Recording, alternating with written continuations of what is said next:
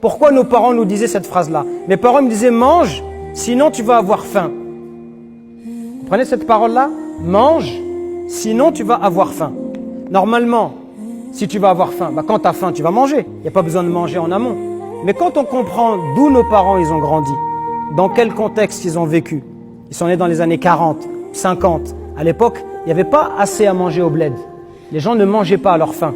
Donc quand il y avait à manger, il fallait manger. Parce que tu n'étais pas sûr de pouvoir trouver demain un repas. Donc la manière que nos parents ils avaient, et quand ils sont arrivés en France dans les années 50, 60, il y avait de l'abondance, il y avait beaucoup à manger. Mais eux, ils avaient gardé cet état d'esprit où peut-être demain il n'y aura pas. Alors il faut, si tu peux manger, vas-y mange. Parce que demain peut-être il n'y aura pas. Ils mangeaient de la viande peut-être qu'une fois par an, etc. Donc nous on a grandi avec cet état d'esprit-là, sans nous en rendre compte. Et sans nous en rendre compte, nos assiettes, on mange beaucoup. Le fait de te marier par exemple, pour moi, alors je ne vous dis pas que j'ai réussi, mais en tout cas j'en suis conscient, de se dire que on ne doit pas manger autant.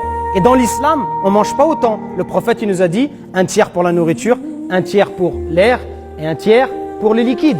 Donc on voit que dans l'islam il y a la modération. Mais parfois par ta culture ou ton éducation, ce qui fait partie de l'islam, tu vas être loin. Mais par le mariage, ton épouse elle peut être un miroir qui va te permettre de te corriger. Et toi aussi tu vas l'aider à se corriger. Et c'est comme ça qu'on devient meilleur auprès d'Allah subhanahu wa ta'ala.